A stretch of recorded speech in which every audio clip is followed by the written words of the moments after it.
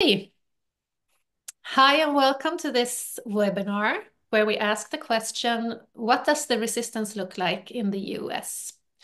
And in Swedish news, we see every day how democracy is challenged in the US, but which movements are resisting the Trump administration? We don't see any of that in the Swedish news. And we're also curious about what are the trade unions doing? My name is Helena Eitrem, and I'm a communication officer at the think tank Idés, which is funded by Swedish trade unions. And today I'm very happy to talk to you, Stephanie Luce. You're a professor of labor studies and professor of sociology at the City University of New York. And you're also the author of the book Labor Movements, Global Perspectives. And your latest book is called Practical Radicals, 7 Strategies to Change the World. So you have the perfect profile. Very welcome. Thanks so much for having me. It's great to talk to you.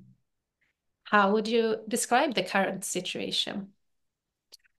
Things are really bad. So I am one of the people that had negative, I was pessimistic about the election. I thought Trump could win, and I thought he would bring in a pretty aggressive program. And actually, it feels even worse than I expected.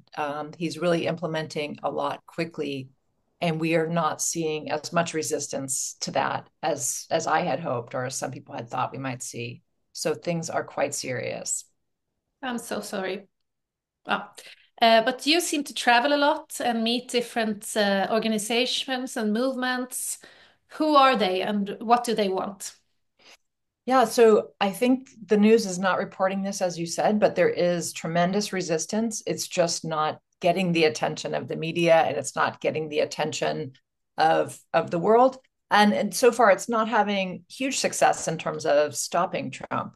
But we're seeing resistance from a wide spectrum of society. So we're seeing a lot of grassroots groups. We have something called Indivisible, which actually coalesced during the first Trump administration, um, community organizations, democracy groups, really mobilizing. And they've been out protesting on a regular basis, protesting at Tesla. They're protesting a lot to go to Tesla sales lots, and going to congressional members' districts and protesting at the politicians.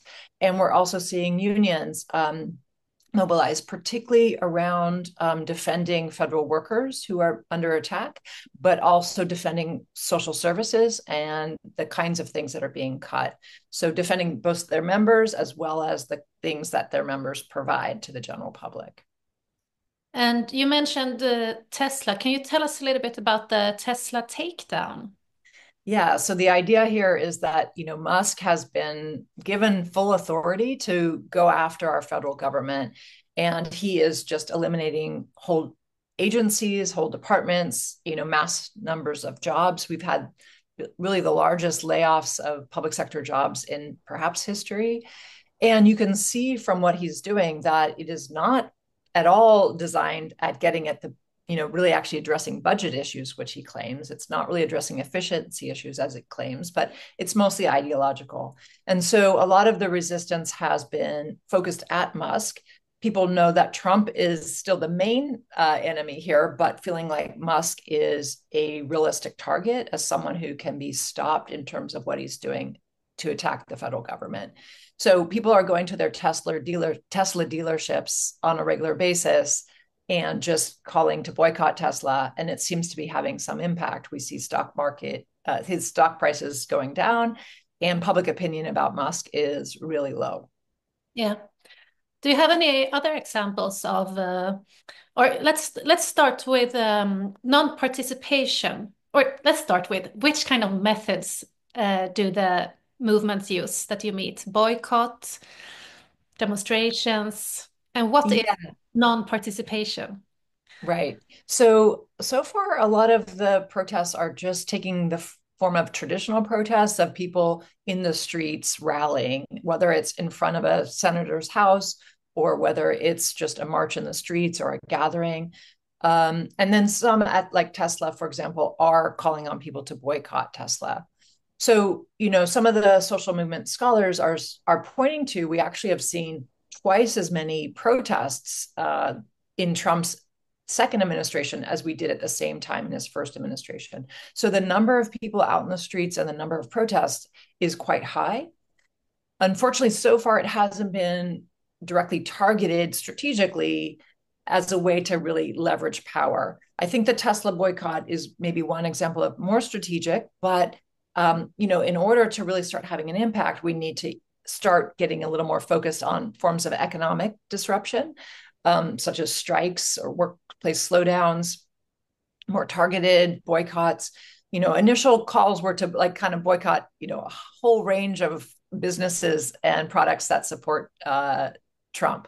But that's just too hard to pull off. We know that economic boycotts are really challenging. Consumer boycotts are challenging unless they're very focused.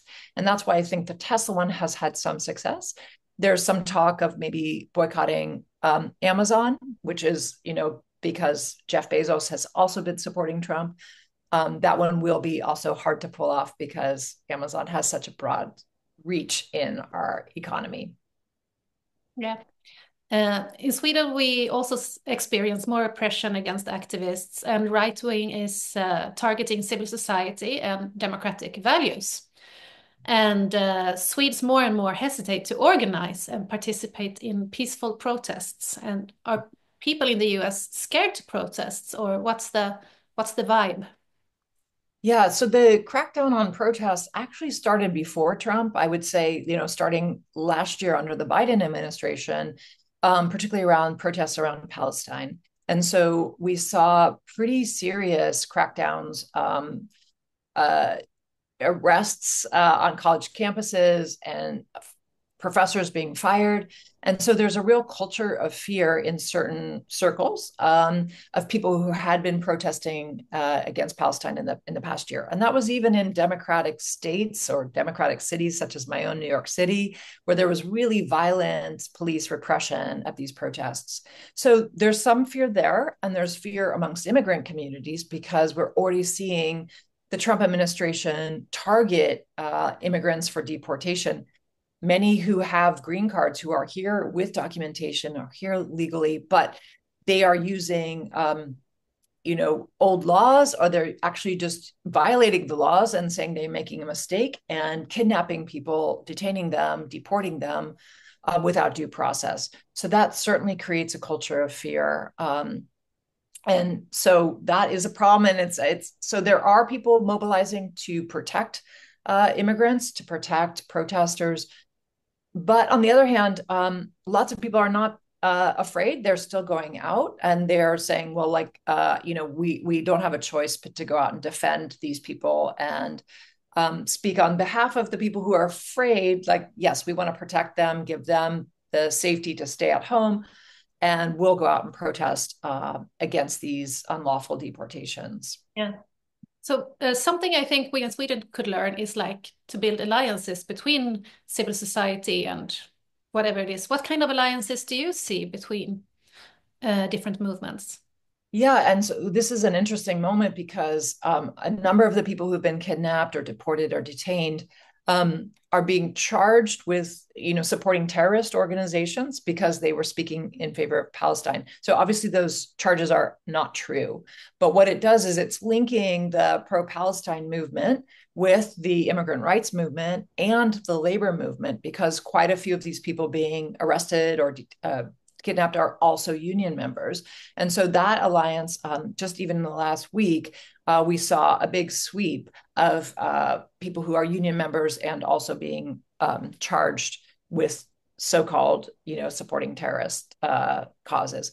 So that alliance is there. We're also in the middle of building for May Day protests. And the idea here, many people around the world celebrate May Day all the time as a workers' holiday.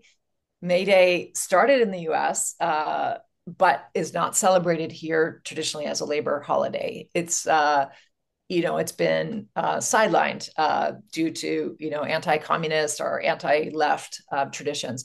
So right now there's an effort to revive that as a pro-immigrant holiday. And so last week, the Chicago Teachers Union, one of our, very militant unions, hosted a national gathering of labor unions, immigrant rights groups, tenants organizations, community organizations, faith-based organizations from around the country, and are building a national network of these alliances that will be holding activities and protests on May Day.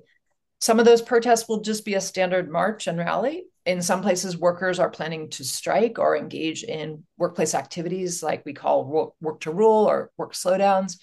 It may involve some civil disobedience, but the idea is, can we begin to use May Day as a way to build these alliances, not just for one day, but we know this is a long-term struggle, and how can we use that going forward over the next short term? That's great to hear.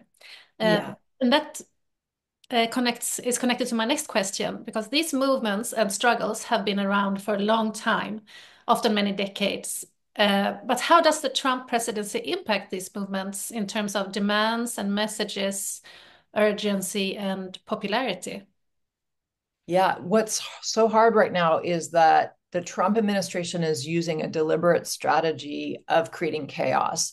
They are attacking from all angles. They're attacking workers' rights, immigrant rights. They're dismantling public education. They're dismantling social services, and they're taking money out of vital services to give it to tax breaks to the rich. And so the attacks are coming from all sides, which makes it hard to, elevate certain demands. I think our challenge on progressive movements is to unite around common demands of that we are in this together, that it's solidarity. We will not be pitted against one another, and we're fighting the oligarchs on behalf of multiracial democracy. And so it's hard to do because they are deliberately trying to confuse us and pit us against one another. But we're seeing, Trump's approval ratings are low and falling. We've seen some early indications in some elections that have happened in the past month that support for Trump's politics is declining. So Trump opponents have been winning in some of these elections or doing better. And so the tide may be turning, and in part because we're being thrust in this, situation together. We understand that we cannot win any of these one demands without aligning with one another. Yeah. So you mentioned a few of the things that Trump is doing right now, and we're particularly interested in the unions.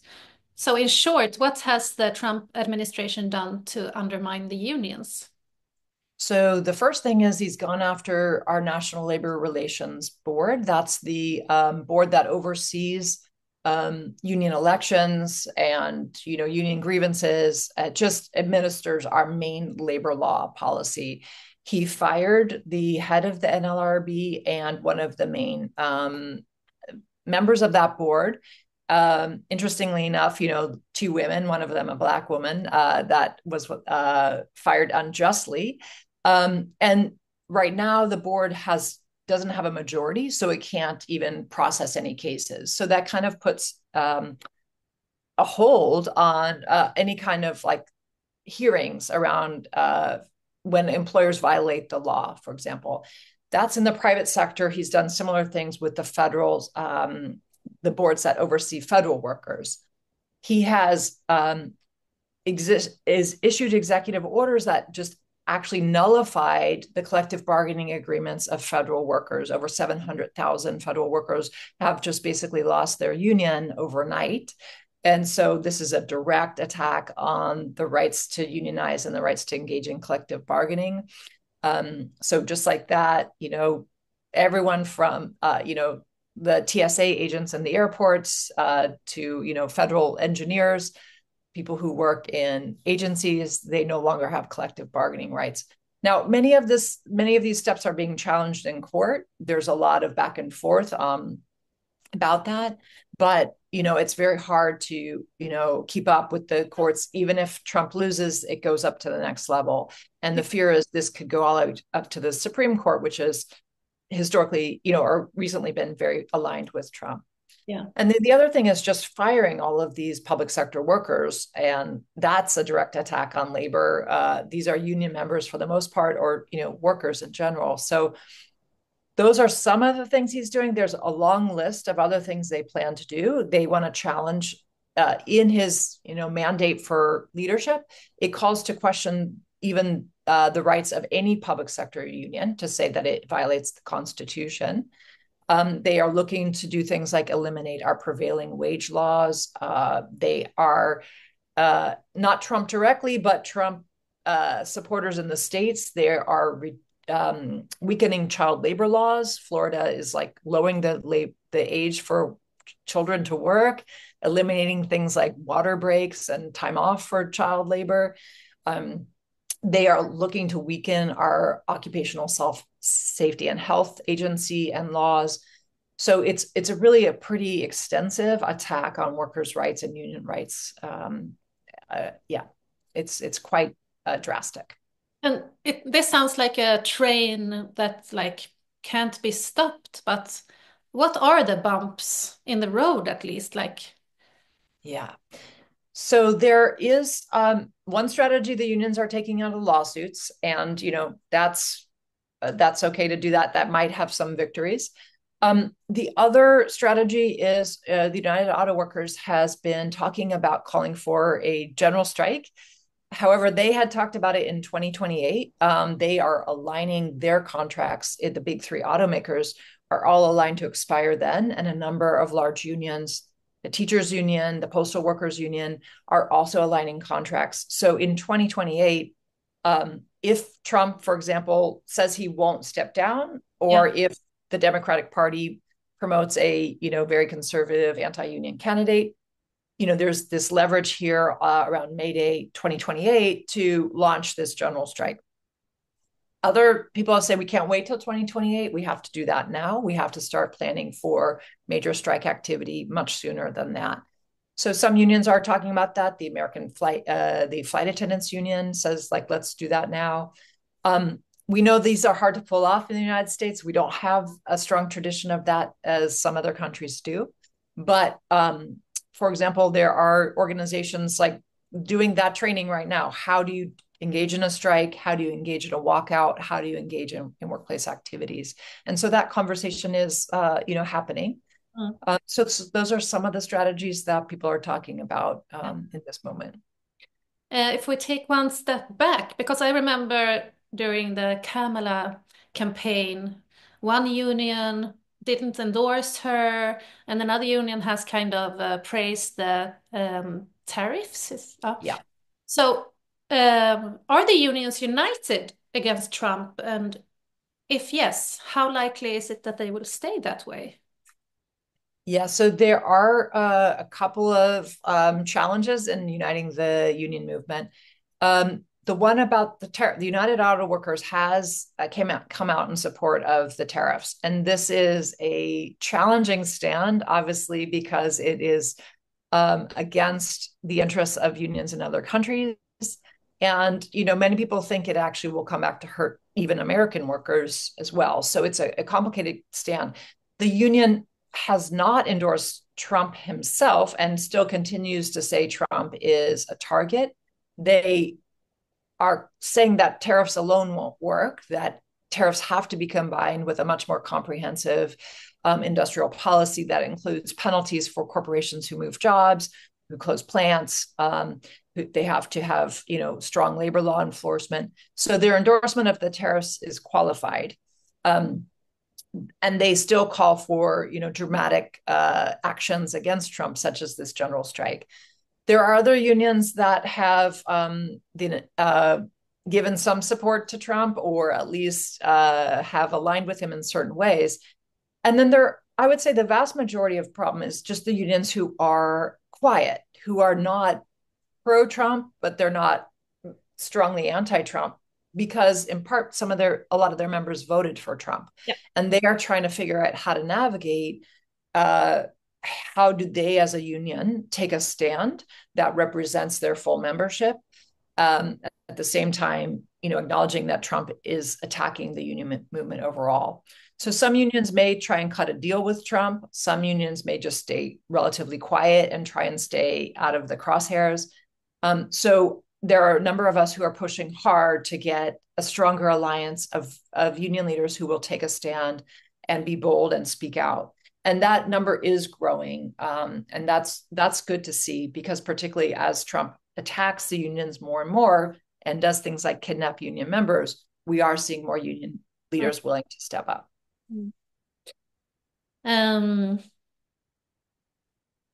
What do you think the unions should do? You're a researcher, but you're also an organizer. So right. What do you think? Yeah, I think the time is urgent. Like, this is a full-blown attack on not just unions, but on working people across the board. And it's an attack on the international working class. So I think unions, this is a do or die moment. They need to step up and coordinate resistance to Trump. Now, I understand that that means a lot of internal work. I think that means first stepping up internal political education to help members make sense of the moment. It is a really confusing time, and things like tariffs are a complicated topic for auto workers who have been losing their jobs. Yeah. Auto workers who see they might win in a strike, and then the plant just shuts down and moves the jobs overseas. So how to make sense of tariffs, how to make sense of industrial policy, how to critique the neoliberal free trade agenda without saying that Trump is the solution. So we need, dramatic increase in education. We need a dramatic increase in returning to the fundamentals of organizing, of workers talking to workers, stewards talking to members, really rebuilding the labor movement at the roots of stuff that has been, that kind of work has been neglected for years. So I think we could be launching things like, strike schools. What does it mean to go on strike? What does it entail? What does it mean to do training in direct action? And so I think the unions should be speaking out, strongly against these attacks, and then doing the education and training needed to really rebuild this movement and consider much more dramatic actions. We can't just rely on lawsuits, because the courts really are not, for the most part, going to solve this, and they're not on the side of workers. Yeah.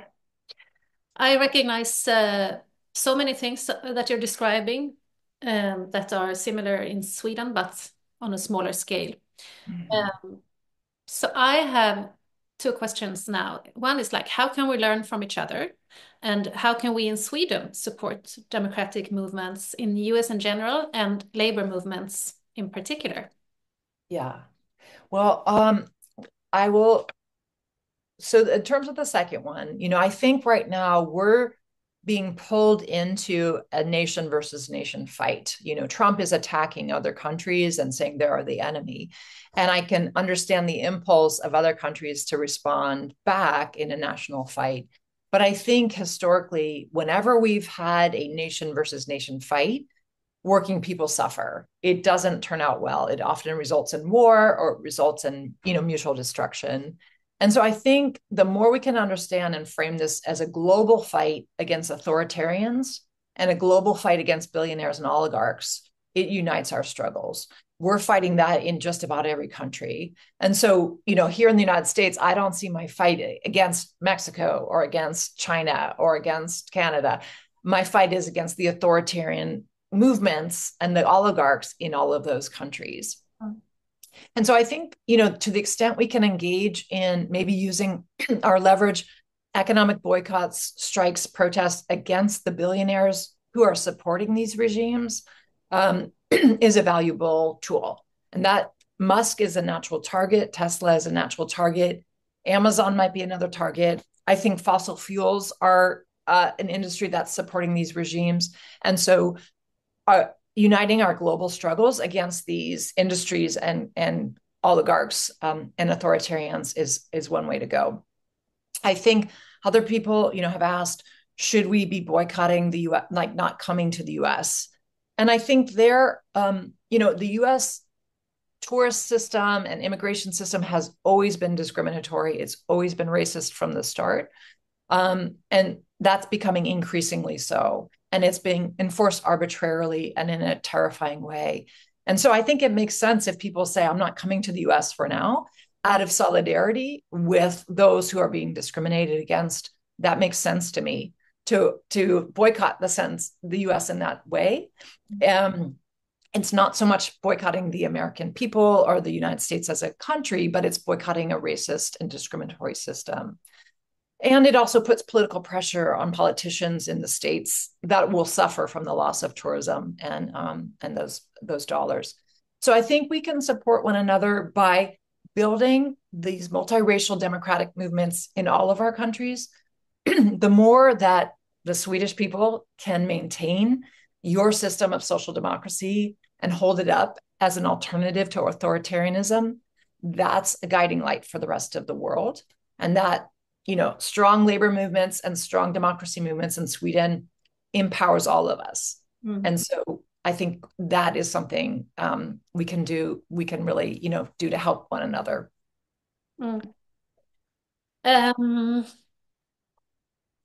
The world is on fire. There are multiple crises, maybe even the beginning of collapses. Democratic backlash, genocide and war, and climate change on top of everything. How are you holding up? Yeah, that's a great question. And I realized I also didn't answer your question about what we can learn from one another. So Yeah. I think taking those together, personally, I'm not holding up so well. This is a pretty stressful time. It feels this is the moment in history where we have to put it all on the line. There is no room to just sit back and wait. We have to all throw in. And so I think what I'm taking is from other countries is also seeing the people that are not giving up around the world, that are continuing to fight in more serious conditions than we have here in the United States. And they are not stopping their struggle for fighting all of these challenges that you just suggested. So learning from one another, and from history, from our movement ancestors, that the struggle goes on no matter what, but that we also find moments of joy and sustaining one another in that. If we let them take away our joy and take away our humanity, then they win, right? So we have to learn from one another that we're in this together. There's no way out of it without cooperation, without mutual respect, without mutual aid, and that these are collective problems that require collective solutions. So the way I keep at it every day is just to look and see that I'm not alone, and to find spaces where I'm engaged with others, and to take inspiration from that, and particularly to maintain my international connections and alliances, because I don't want this, like I said, I want this is an international struggle. I don't want it to be reduced to a nation versus nation struggle. Thank you so much. People in Sweden who wants to follow these activist groups, because it's not on the news, where should they look? Do you have Well, I actually work with a news collective called Portside, and I can share the link with you. But we put out 5 news articles a day from across the spectrum of sources, and that's just a free news service, and so that's one place. I think we have other independent news agencies that are doing a decent job, and so I could share a list of those with you as well. Groups like In These Times, Convergence Magazine, The Forge, these are all small independent outlets. And so I think in this moment, also supporting independent media is so crucial, because the mainstream corporate media is really just not reporting in the way that it should. And a growing number of news podcasts that are trying to bring activist stories to the front lines. So those are some of the places. They do take a little work to find, but be happy to share those with you. Those were great recommendations. It's time to wrap up. Would you like to add anything? Just that I want I would love for our the listeners in other countries to know that most Americans did not vote for Trump. A lot of people stayed home. They did not like any of the candidates. Our political system is not really working well, but that doesn't mean that we support Trump. I want people to know that there's a lot of resistance and particularly a lot of support for an internationalist vision of the world. And so we are doing our best here. So, and you keeping up your end of the fight supports us and sustains us as well. And we're going to keep fighting our hardest here. Wonderful. So we've talked about the resistance that seems to be, it's growing, and we've talked about what the unions are doing and how we can support each other. And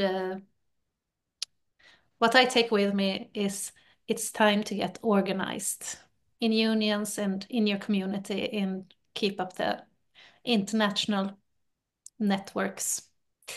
This has been so valuable. Thank you, Stephanie. We will keep in touch. Thank you so much. It was really fun to talk to you today. Du och jag pratar för att sätta det här samtalet i lite mer svensk kontext och för att Silvia har skrivit den här boken. Som inte syns så bra. Vi får klistra in en. Den heter Sörj inte, organisera er. En bok om att sätta människor i rörelse. Vad tänker du efter att du har hört Stephanie? Jag tänker kanske två saker. Det första som slår mig är ju hur utvecklingen i USA påminner om den som var liksom i Ungern och Polen för inte så länge sedan. Och då var vi så här, vi åker till Ungern och Polen och pratar med motståndsaktivister där. Och nu är det så här, nu sitter vi liksom med motståndsaktivister i USA. Och är så här, okej, vad kan vi lära av hur ni arbetar? Ifall det skulle vara så att vårt land går liksom samma öde till mötes. Det tycker jag är liksom sjukt bara, eller vad säger. Det förväntar jag mig inte.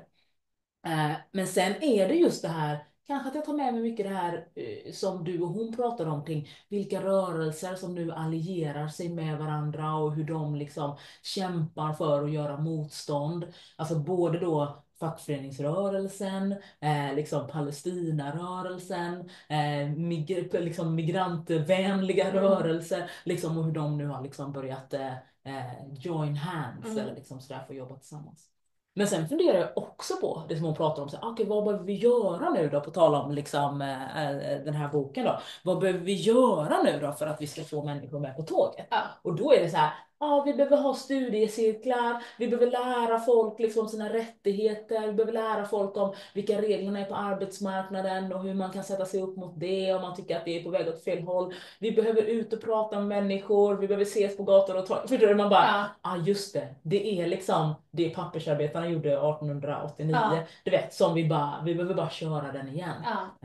Och kanske en tredje sak då, som hon var inne på som jag tyckte som är bra att komma ihåg, handlar ju om att så här, vilka, nu försöker ju USA vara så här, de där européerna, they've ripped us off, du vet. Fast egentligen är så att så här, vanliga människor i Sverige, vanliga människor i Kina och vanliga människor i USA, en av de som har mest gemensamt här.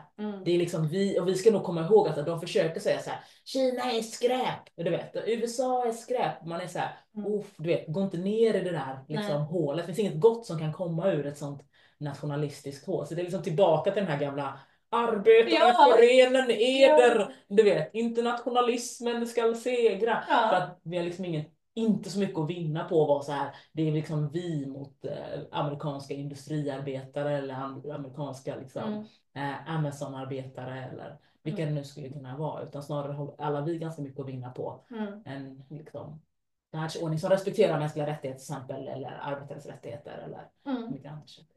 Problemet med den strategin i Sverige är ju att liksom hela studieförbund och alla sådana liksom har ju inte så mycket finansiering längre. Det är ett problem. Och det andra som nästan är ännu större är att vi har ju inte så mycket tid. Alltså, sådana processer tar ju väldigt lång tid. Jag är ändå optimistisk. Jag kände på dig att du var så här, okej, hur ska det gå nu? Är vi på väg utför? Och jag tror och väljer att tro att så här, blir det tillräckligt akut, då kommer människor ställa upp. Det är det ena. Och det andra då, om de stora organisationerna som motsätter sig det här, eller små rörelserna som motsätter sig det här, är tillräckligt bra på att organisera, då kommer man också kunna stå emot. Så det är de två sakerna som måste hända.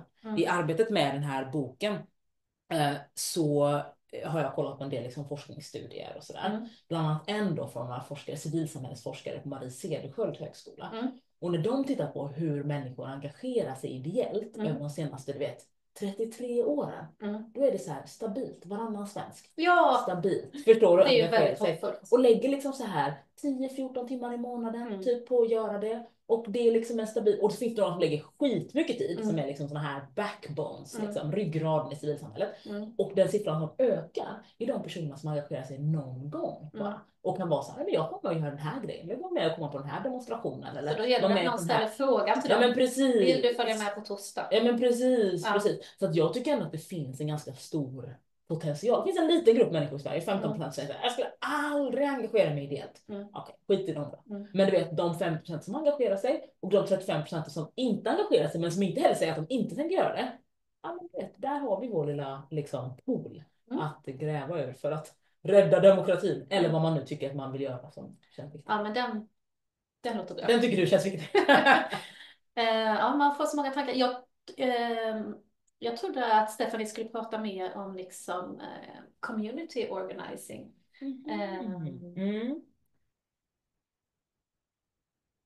För det är ju de väldigt bra på. Det blir sig mutual aid. Men och när du pratar nu så tänkte jag på idrottsrörelsen. Nu lämnar vi ämnet lite här. Men kan inte det vara en guldgruva för att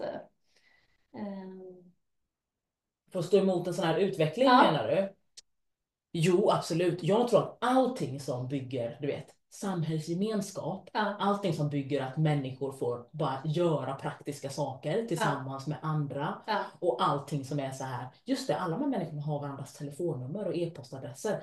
Det gör att får vi så här, skulle vi få värsta auktoritära vågen i Sverige, ja men du vet, då skulle det kunna vara liksom innebandyförbundet, om du förstår, som är de som är så här, vi ställer inte upp på det här, du vet, och vi är redan så väl organiserade så vi kan liksom sätta upp en turnering i varenda kommun och se till att kidsen håller sig inne när det blir stökigt på gatan, eller vad det nu liksom skulle kunna vara liksom.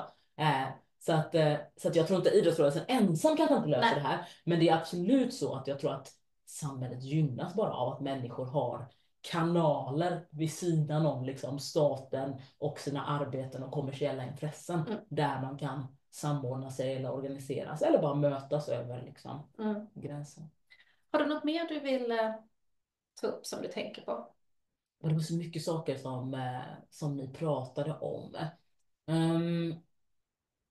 Ja, men jag tror att det är viktigt. En annan sak som jag reagerade på som hon pratade om var ju att vi ser det här som hon pratar om, den här motståndsrörelsen som Stephanie Luce pratar om. Vi ser ju inte den i svenska medier. Inte det minsta. Alltså, jag är ju ändå en sån här P1 SVT-knarkare liksom. Mainstream fora i någon slags etablerad media. Du vet. Och varje liksom nyhetssändning senaste veckan har liksom inletts av, du vet, de obligatoriska 30 minuterna av galenskap från andra sidan Atlanten. För det första så är jag så här, händer inte mer saker i Ukraina, Gaza, Sudan, Jemen, Västsahara eller i Sverige som vi borde kunna prata om.